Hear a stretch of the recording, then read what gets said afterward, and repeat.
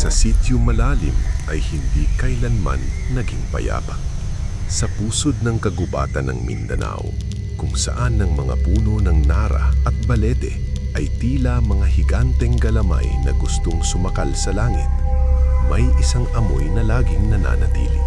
Ang amoy ng basang lupa na hinaluan ng pagkabulok.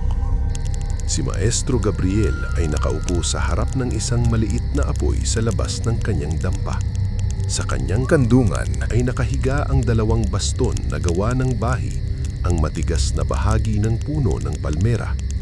Ang mga baston ay may mga ukit ng mga orasyon, mga dasal na pinalakas ng dugo at pawis. Nararamdaman niyo ba? Bulong ni Gabriel.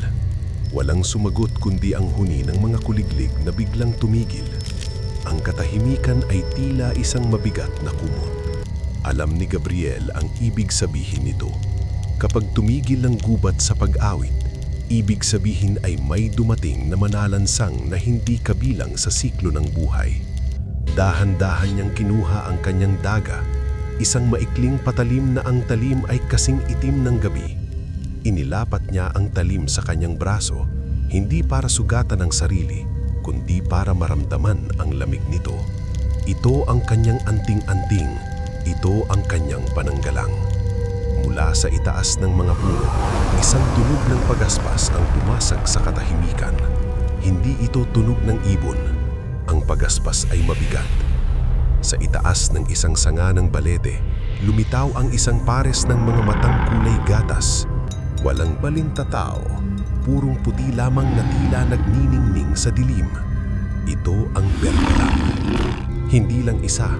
Sa bawat puno, sa bawat anino, may mga matang nagsisimulang bumukas. Ang tribo ay naririto na.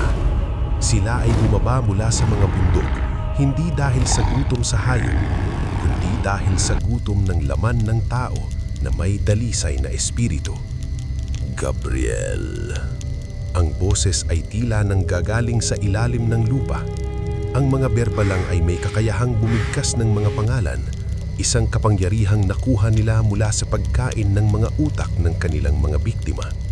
Ibigay mo sa amin ang iyong sining.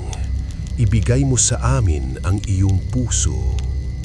Tumayo si Gabriel. Hindi siya nanginig.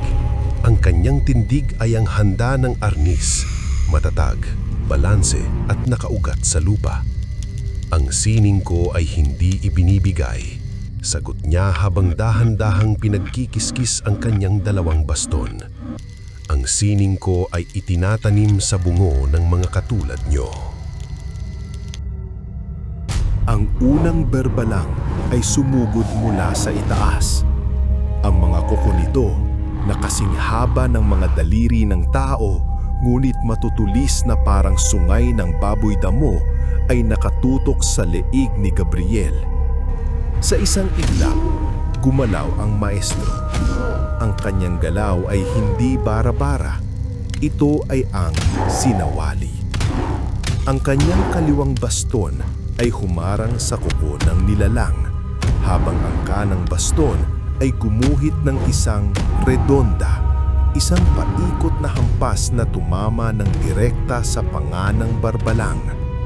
Ang tunog ng nabaling buto ay umalingaw. Ang berbalang ay tumalsik sa lupa. Tatlo pang kasamahan nito ang sumugod mula sa iba't ibang anggulo. Dito na pumasok ang tunay na galing ni Gabriel sa espada e daga. Hawak ang baston sa kanang kamay at ang daga sa kaliwa. Siya ay naging isang buhawi ng kahoy. Abaniko! Sigaw ni Gabriel sa kanyang isip habang ang kanyang kanang kamay ay mabilis na kumakampay parang pamaypay. Pinatama ni Gabriel ang dulo ng baston sa mga templo ng mga berbalang. Ang bawat tama ay may kasamang bigat ng buong katawan. Ang bawat hakbang niya, ang triangle footwork, ay naglalayo sa kanya sa mga kuko ng mga berbalang habang humahanda siya sa posisyon para sa isang kontra. Ang dugo ng berbalang ay hindi pula. Ito ay isang maitim at malapok na likido na amoy imburnal. Nang tumalsik ito sa mukha ni Gabriel, hindi siya kumurap.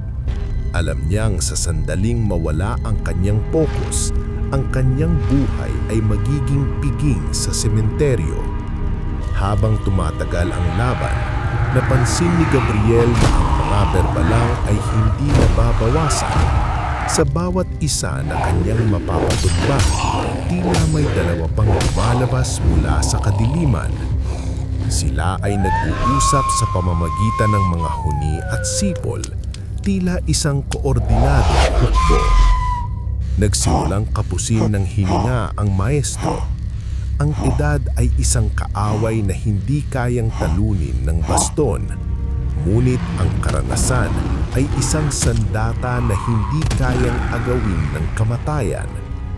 Sa ngalan ng mga ninuno, bulong ni Gabriel habang umiiwas sa isang nakamamatay na sakmal. Ibigay ang bigat ng bundok sa aking mga kamay. Huminga siya ng malalim. Ito ang tinatawag na internal breathing ng mga masters. Ang kanyang mga baston ay nagsimulang uminit. Ang mga ukit na orasyon ay tila naglalabas ng mahinang liwanag. Sa susunod na hampas ni Gabriel, hindi na ito lamang simpleng kahoy. Ito ay naging banal na kidlat. Isang dambuhalang berbalang, ang tila pinuno ng tribo, ay lumapag sa harap niya.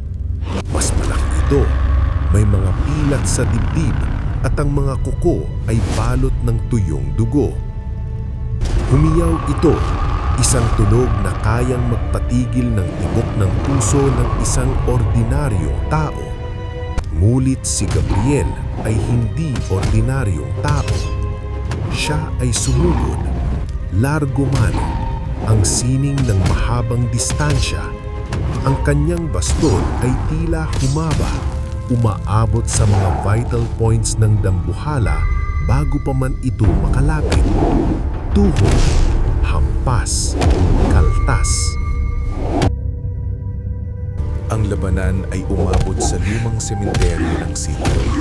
Ang mga krus na kahoy ay nababali sa bawat galaw ng mga naglalaban. Ang mga berbalang ay gumagamit ng mga puntod bilang proteksyon. Lumulundag-lundag sa mga nilso habang sinusubukang palibutan ng maestro. Akala niyo ba ay dito niyo ako matatapos? Hiyaw ni Gabriel. Ang kanyang pawis ay humahalo na sa dugo ng kanyang mga kaaway.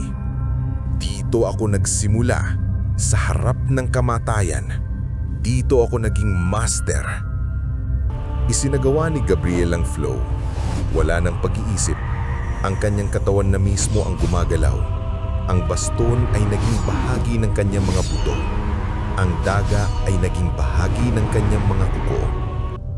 Sa isang mabilis na galaw, isinaksak niya ang daga sa lalamunan ng isang berbalang habang ang kanyang baston ay bumabasag ng bungo ng isa pa. Ngunit ang pinuno ng mga berbalang ay nakakuha ng pagkakataon. Isang malalim na kalos ang iniwan nito sa tagiliran ni Gabriel. Napaatras ang maestro. Ramdam niya ang lason ng berbalang na pumapasok sa kanyang mga ugat. Ang mundo ay nagsimulang umikot. Ang puting mata ng mga berbalang ay tila dumarami, nagiging isang dagat ng kaputian. Hindi pa ngayon, giit ni Gabriel. Itinukod niya ang isang baston sa lupa para hindi matumba.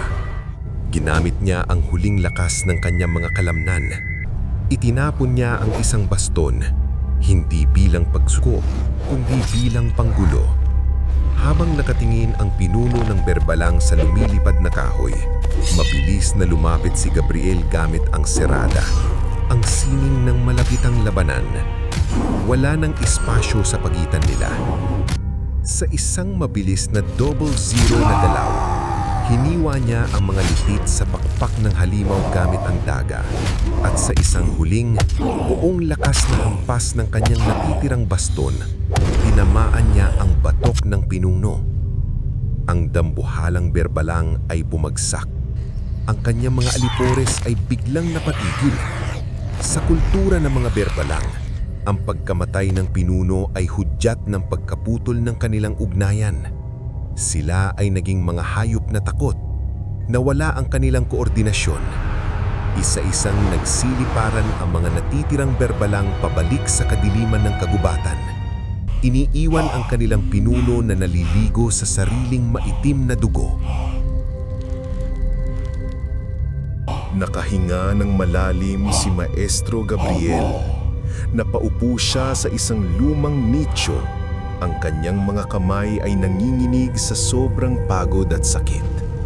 Ang sugat sa kanyang tagiliran ay makirot, ngunit alam niyang mabubuhay siya. Ang mga orasyon sa kanyang baston ay nagligtas sa kanya mula sa pinakamalalang lason. Dahan-dahang sumilip ang unang liwanag ng araw sa abot-tanaw. Ang Mindanao ay muling nagising. Ang huni ng mga ibon ay bumalik. Tila binabati ang mandirigma na nagligtas sa sityo mula sa isang gabing puno ng lagim. Pinagmasdan ni Gabriel ang kanyang mga baston. Sira-sira na ang mga ito, puno ng mga marka ng kuko at ngipin. Ngunit para sa kanya, ang mga ito ay mas maganda pa sa anumang ginto. Sila ang saksi sa tagumpay ng sining ng tao laban sa gutom ng halimaw. Hanggang sa muli, bulong niya sa mga aninong pabalik na sa kuweba. Ang maestro ng arnis ay magpapatuloy. Hanggat may mga birbalang sa dilim, kailangan ng isang kamay na may hawak na baston, isang pusong may dalisay na tapang, at isang sining na kailanman ay hindi matatalo ng takot.